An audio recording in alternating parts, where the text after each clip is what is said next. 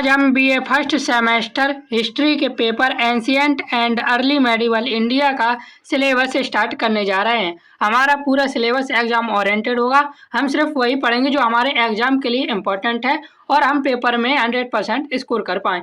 आज की वीडियो में हम सिलेबस डिस्कशन करेंगे, हमारा सिलेबस क्या क्या है और हम पूरा सिलेबस कैसे पढ़ने वाले हैं। और आपको पीडीएफ कहाँ से मिलेगा, जो मैं सिलेबस पढ़ाऊँगा उसका संपूर्ण सिलेबस का पीडीएफ अभी आपको उपलब्ध करवाऊंगा, वो कहाँ मिलेगा ये भी बताऊंगा। चैनल पर नए हैं सब्सक्राइब कर लीजिए, क्योंकि आपके और भी सब्जेक्ट की वीडियो में लेकर आने वाला हूं। तो ये ऑल यूनिवर्सिटीज के स्टूडेंट के लिए यदि आपका paper ancient and early medieval India का है। तो चलिए बिना देरी के पहले सबसे पहले हमें सिलेबस देखना है। तो ये हमारा सिलेबस देख लीजिए एक बार और इसका स्क्रीनशॉट भी ले लीजिए। उसके बाद मैं आपको पूरा सिलेबस समझाऊंगा कि हम किस तरीके से इस पूरे सिलेबस को कंप्लीट करने वाले हैं। तो चलिए अब देखते हैं कि हम इस पूरे सिलेबस को कैसे कंप्लीट करेंगे। तो ये भी फर्स्ट सेमेस्टर का नेप सिलेबस के अनुसार है। जिन जिन यूनिवर्सिटी में नेप सिलेबस है उन सभी का यहीं से पेपर आने वाला है।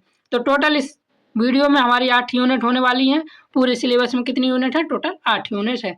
8 यूनिट को हम 3-3 पार्ट पर कंप्लीट करेंगे। तीनों पार्ट की रूपरेखा मैंने यहाँ पे आपके लिए रखी हुई है, किस प्रकार से वो देखते हैं हम। सबसे पहले यूनिट 1 में हमें प्राचीन भारत का परिचय एवं उसके स्रोत पढ़ने हैं।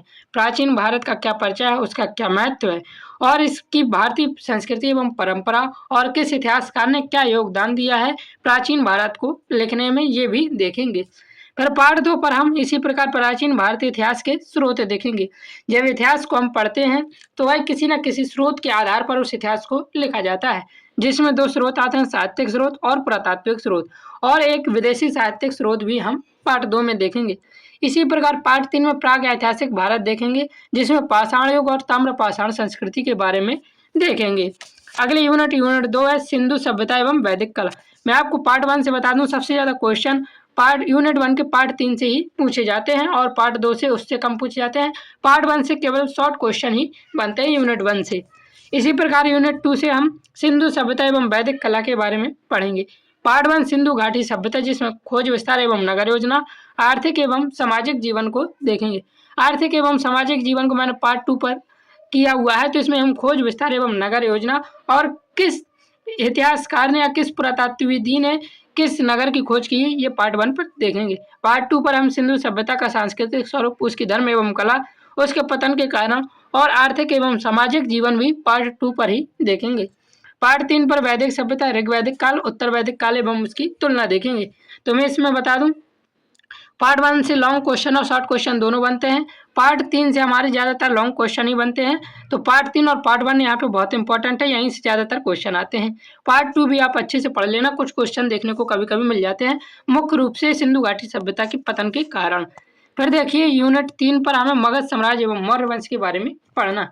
पार्ट 1 पर हम मगध साम्राज्य का उदय, उसके उदय के कारण, इसके विस्तार एवं महत्व पढ़ेंगे और इसी पर हम मौर्य साम्राज्य के पहले जो वंश रहे, हर्यक वंश, शिशुनाग वंश और नंद वंश, पार्ट 1 पर पढ़ेंगे। पार्ट 2 पर हम मौर्य साम्राज्य, चंद्रगुप्त, बिंदुसार एवं अशोक और अशोक की नीति एवं योगदान पढ़ेंगे। पार्ट 2 ही इसका सबसे ज्यादा इंपॉर्टेंट है। यूनिट 3 का पार्ट 2 से ही सबसे ज्यादा क्वेश्चन बनते हैं, यदि पेपर में बनते हैं। पार्ट 3 पर कौटिल्य एवं उसका अर्थशास्त्र, अर्थशास्त्र का परिचय और मौर्य साम्राज्य का प्रशासन एवं शासन व्यवस्था कैसी थी, ये हम पार्ट 3 पर ही डिस्कस करेंगे। पार्ट 4 पर हम गुप्त साम्राज्य पढ़ेंगे। गुप्त साम्राज्य पूरे सिलेबस का सबसे इंपॉर्टेंट यूनिट है। तो गुप्त साम्राज्य का उदय हम देखेंगे, जिसमें चंद्रगुप्त प्रथम एवं समुद्रगुप्त, चंद्रगुप्त द्वितीय, इन सभी राजाओं के बारे में देखेंगे, जो भी गुप्त साम्राज्य में जिनका जिनका योगदान रहा है। पार्ट 2 पर गुप्तकालीन प्रशासन और इसकी क्या संस्कृति रही है, कैसी शासन व्यवस्था और इसकी कला एवं साहित्य के बारे में पार्ट 2 पर हम देखेंगे।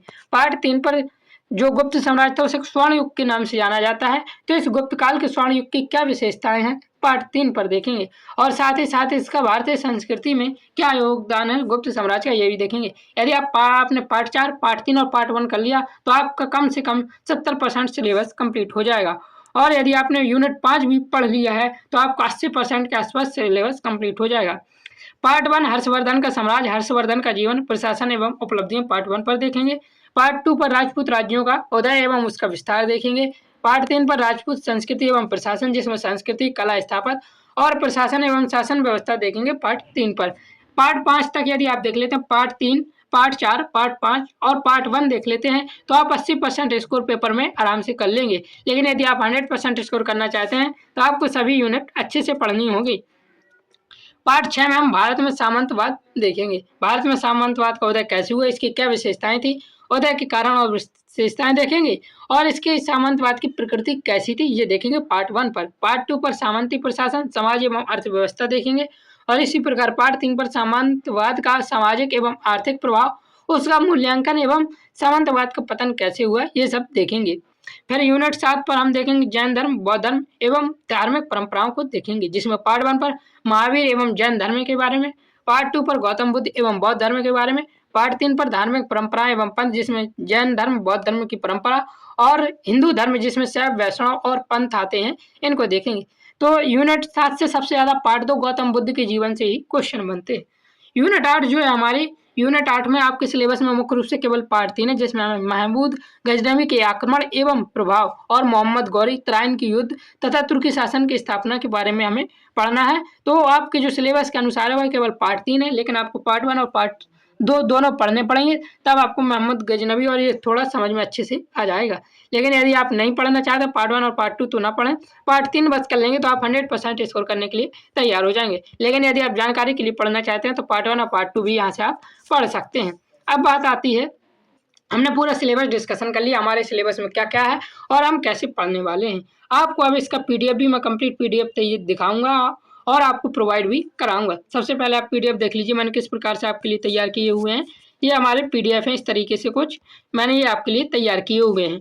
अब हम देखते हैं आपको पीडीएफ कहाँ से मिलेगा। तो आपको टेलीग्राम पर हमें मैसेज करना होगा। टेलीग्राम पर मैसेज करने के लिंक डिस्क्रिप्शन पर आपको मिल जाएगा।